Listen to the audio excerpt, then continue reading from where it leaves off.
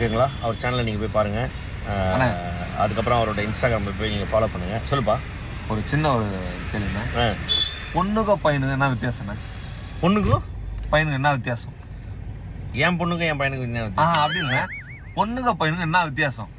பொண்ணுக்கும் பையனுக்கு என்ன வித்தியாசம்னா, பையன் வந்து பையன், பொண்ணு வந்து இல்லைப்பா.